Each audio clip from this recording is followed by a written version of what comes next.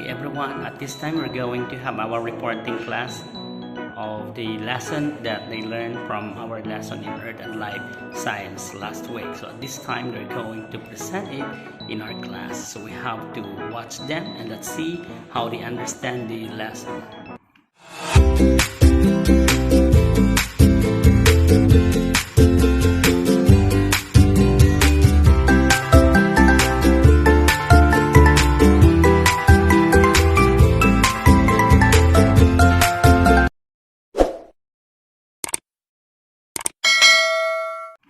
Okay, let's watch Rachana and Panya for their presentation. This is just a script. Good morning, teacher and everyone.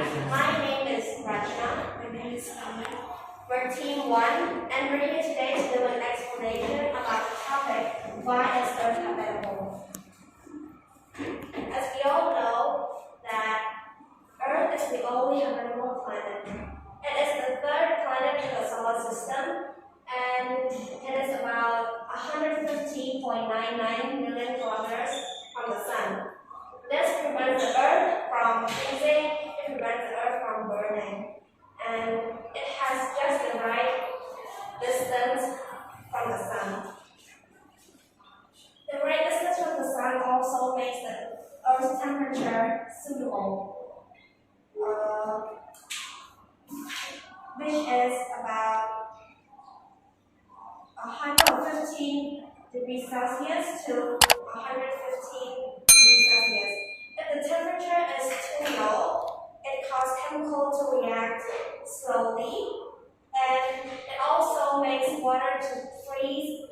And if the temperature is too high, it causes molecules and genetic materials such as DNA and RNA to break apart, which also makes water evaporate.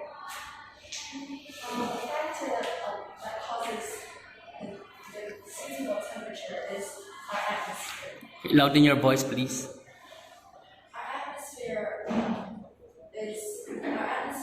protects the Earth. It is like a protective blanket for our. It keeps the Earth warm and it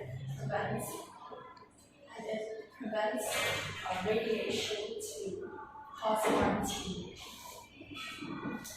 The atmosphere also protects the Earth from meteorites from space. Gravity is what holds our atmosphere to our Earth. The gravity allows us to be standing right here right now and allows us to do our everyday things. In the Earth's atmosphere, there are correct chemicals for life such as oxygen, nitrogen, sodium, potassium, and iron.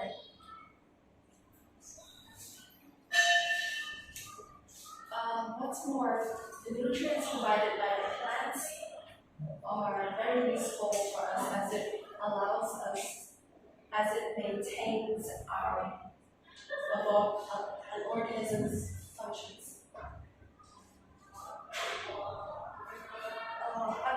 According to the discovery, we discovered that Earth is the only planet that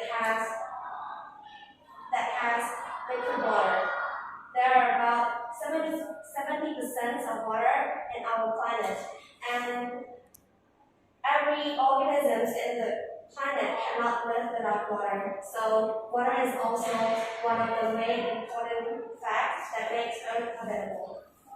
The nutrients on our planet is transported to other organisms by systems like volcanoes and water cycle, which is why tectonic plates on Earth is important, because it causes volcanic eruptions. And it also provides habitats for different species of animals and plants. This is all we have for today, and thank you for your time. Okay, thank you very much. Let's give them a warm of applause. We will proceed now to our group 2. So, Pauline and Santra. So let's watch them on how they're going to present their report on us. Well, good morning everyone.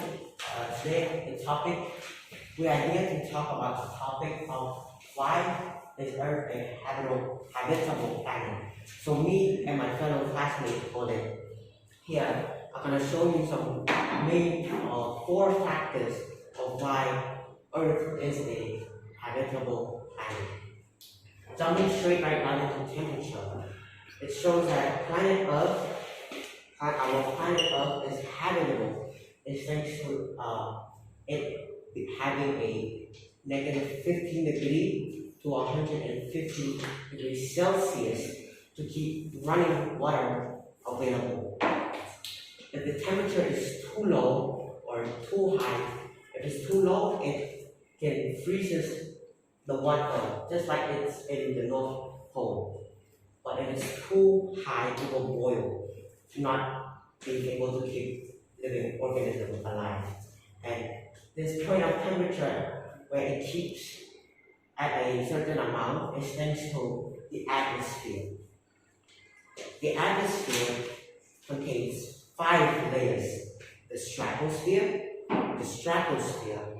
mesosphere, the thermosphere, and the exosphere, with the exosphere being the outer layer of the Earth.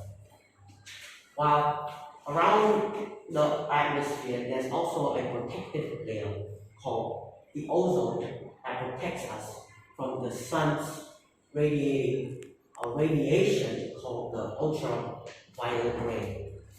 And in the middle of the Earth, which is the Earth's core, it also provides us a magnetic field that protects us from other stars, solar flares, and other toxic radiation. Gravity also plays a main part in our Earth's atmosphere. Gravity holds our atmosphere together, keeping gases inside of our Earth and continue organism necessary daily lives. My friend Colin here will continue on the other 2 topics, nutrients and energy.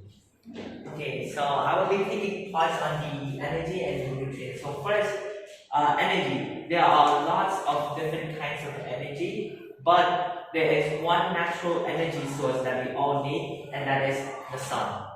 The sunlight is a very important energy type for all living organisms, even if it's for animal or plants. We all need it.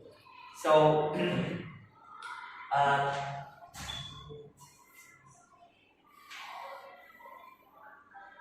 so for the earth to fully get the nutrients or the energy from the sun, we need to be a good distance away from it.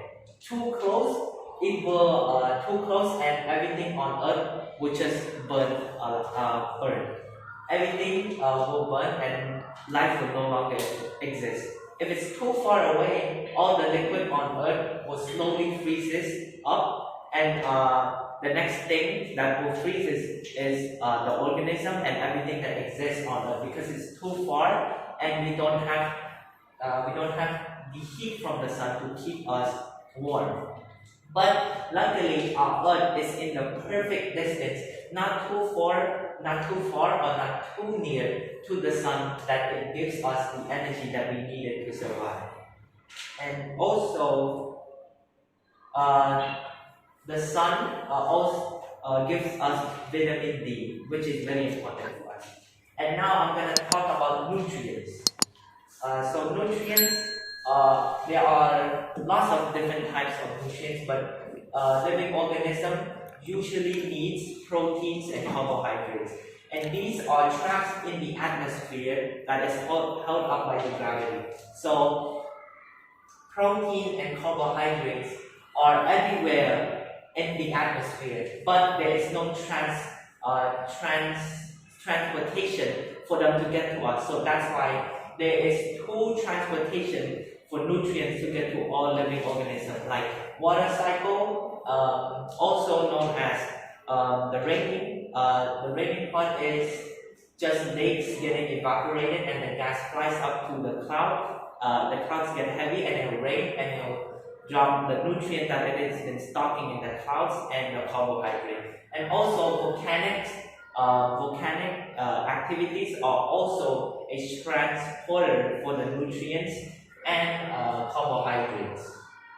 But if there's too many nutrients all around us, that is fine. Nothing is wrong with too much nutrients. But the problem lies on if there's too much, there will be a lot of rain and a lot of volcanic activities. If there's too much rain, the water will increase from 70% to about 90 or 95%. So all of us will be flooded and soon we will all die because there's too much water. But if there is too much volcanic activities, all of us will basically die because there's too much volcanic activities.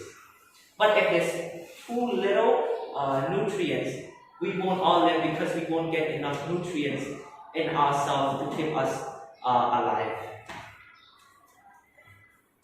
That's all? Yeah. Okay, thank you very much to Santra and Pauline. Okay, thank you very much. Let's give them a warm of applause.